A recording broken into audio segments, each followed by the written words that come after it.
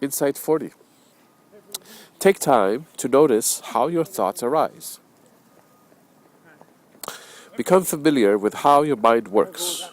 You will be surprised how many thoughts and feelings do not really originate from you.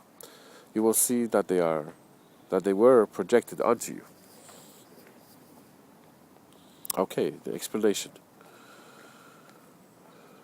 You will often see that your thoughts were simply a reaction to other people. Many of your thoughts will be generated because of people and circumstances, most of which you do not have a clear understanding of. By that I mean you observe people on a daily basis. They are interacting with you, they're interacting with each other, and you don't have the whole picture of what is really happening. That's why you don't have a clear understanding. Here, example T, a good friend passing away. If you hear that your good friend passed away, you might start feeling sad and might start missing him or her, among other feelings. It's a big thing. You feel quite,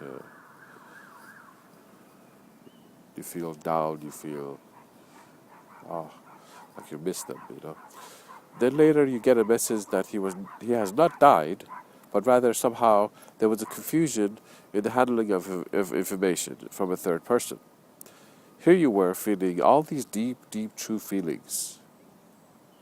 Yes, they were true to you because you felt them. You felt the pain of missing him or her.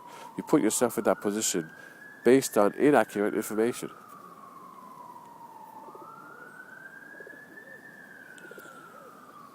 So feelings and thoughts of resentment, anger, and a whole bunch of other feelings and thoughts bring about breakups and arguments. These disputes are created quite often by people who assume that they know what is going on. So an action happens, somebody says something, somebody does something, and either in front of you or behind your back, or you mistakenly think that you know the actual reason why a person is doing this. So the disputes are created quite often by people who assume that they know what is going on, when they really do not. They might have a few facts, a lot of facts, or hundreds of facts, but they really do not have the whole story. They are not inside the other person's head. Very, very true. You're not in somebody's head to know what they're really thinking. Numerous times I've seen people make judgments about other people, saying, "Oh, this person did this because of that." We really don't know, And this is where a whole bunch of misjudging takes place of other people. We don't know what the other person is thinking or feeling. That's being completely honest with yourself. You have no access to the other person's thoughts. The sooner you admit that, the better you are. You can progress in life through building yourself from a truthful perspective, up, not on imaginary stuff that you don't know about.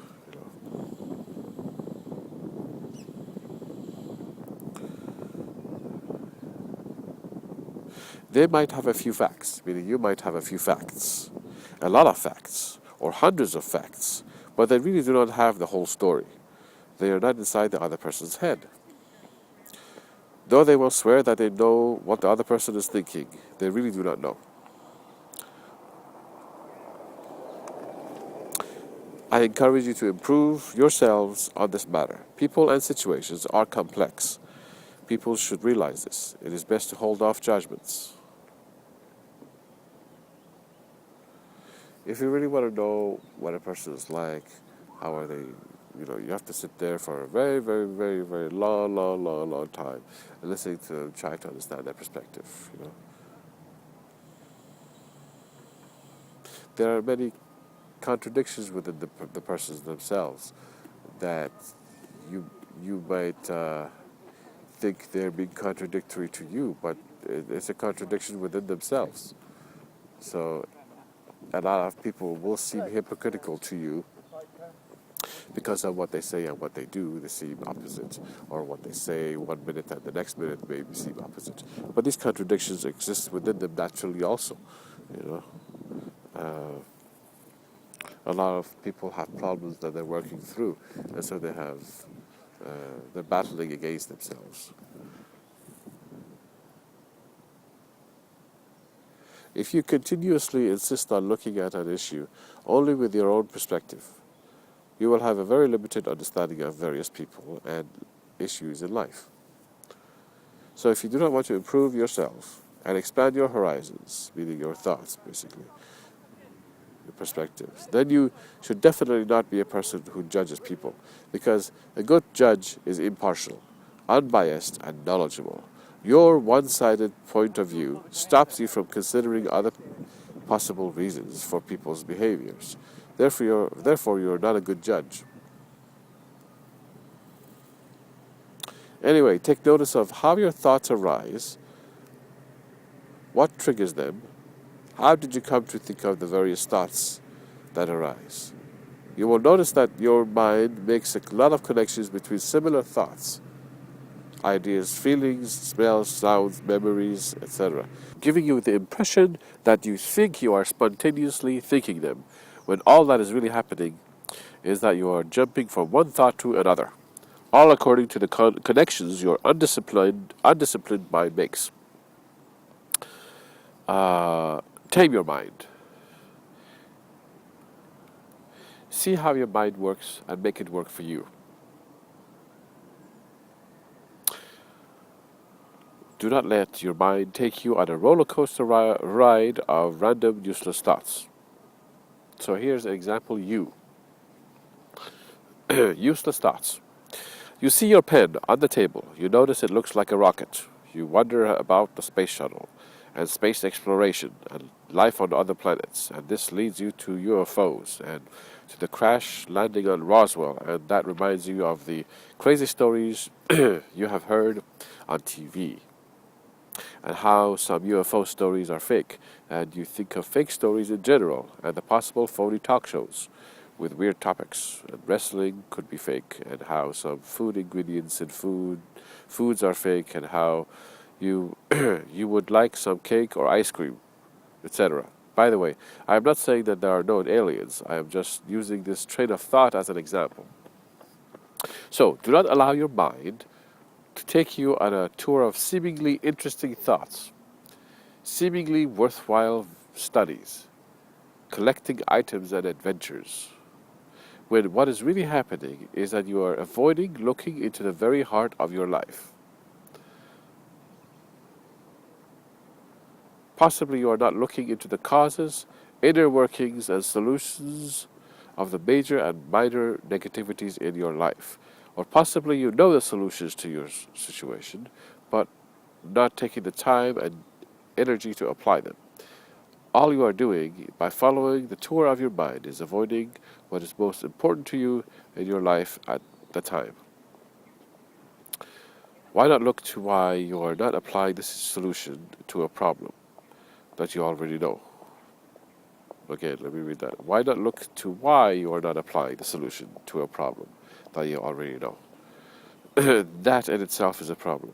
Usually what is needed is some time to yourself to clear your thoughts, to connect to your deepest parts of yourself. In due course of time to re-emerge anew with a deep, true perspective of yourself. I can't focus. There's some people walking around me.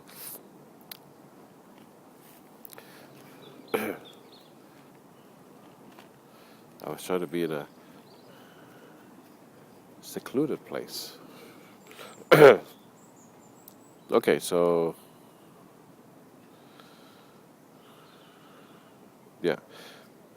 So usually what is needed is some time to yourself, to clear your thoughts, to connect to your deepest parts of yourself.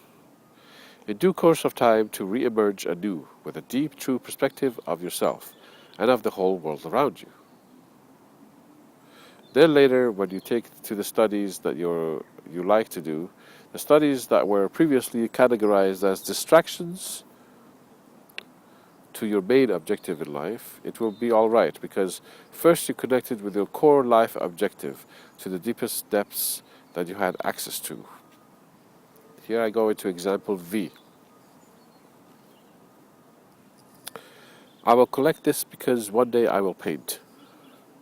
I will place this in my garage because one day I will do sculptures. One day I will develop my own pictures. Today I will look into the internet to learn more about this subject or that subject, and about the human DNA, or the astrology this, or the New Age that, or the Bible this, or the other religion that. I am not referring to the Bible or any religion as side ventures. I am stating that some people look into trivial matters in religions, and that becomes a distraction, or the physicist this, or the prophet that. I will play this video game to better my score. Studying these matters and engaging in these activities is all right. However, they are not the main point of your existence. Rather, they are side issues. If you have an idea of how to be focused on the main point, or the closest point to the main point of your existence, then apply it and become established in it. Then you can approach these other subjects of interest as sub-research or sub-activities under the heading of your main point. Of course, you can always further your understanding of your main point in life to get closer and closer to the truth. At each step of gaining more understanding, make sure to take some time to establish yourself in that new and improved viewpoint, which is based on the newly found information. By taking the time to establish the new knowledge, it means that you take the time to see the new knowledge as real. The purpose of establishing yourself in the knowledge is for you to conduct yourself in life from that newly understood and established point of view. A mind that rambles on is undisciplined.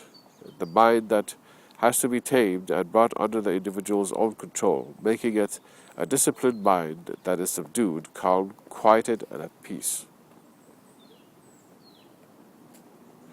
Yes, the mind has to be tamed and brought under the individual's own control, making it a disciplined mind that is subdued, calm, quieted, and at peace.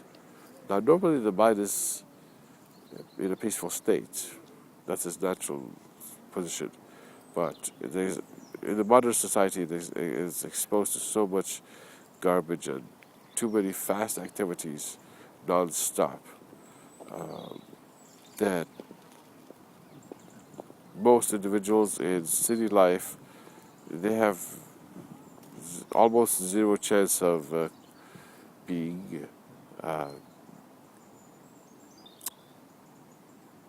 conscious, because they're so involved in these robotic activities in city life that is constantly pulling at them, saying, you need to do this, you need to do that, you need to do here, you need to go there.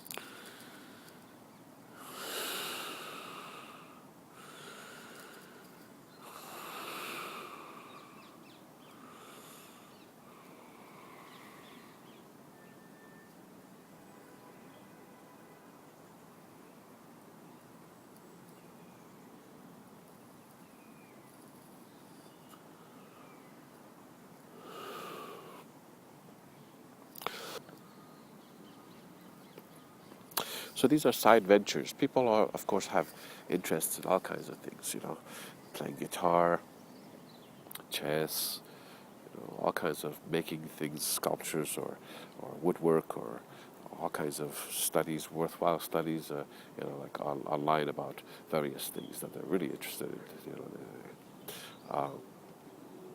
or so they think it's worthwhile. But these are side ventures. They're not the main point of the person's life. Meaning, a lot of people know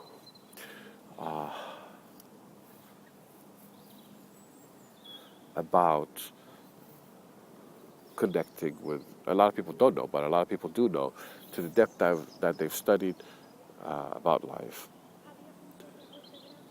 What is the main purpose of it? Well, I would say actually a lot of people don't know. Yeah. Now, those who do know,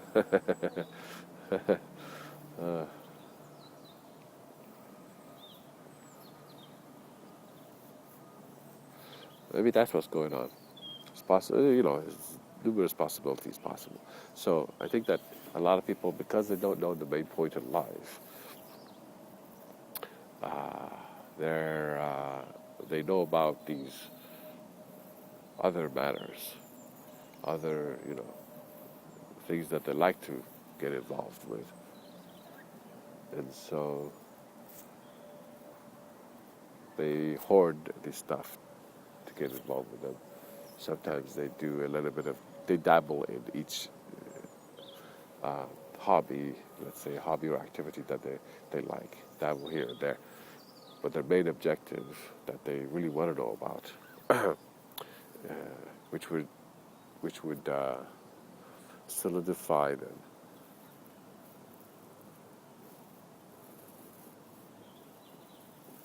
they would have a proper perspective of life, and so therefore established mentally. They don't have that, so, or they're working on trying to figure that out. So they get involved in these other seemingly worthwhile studies and ventures, thoughts even.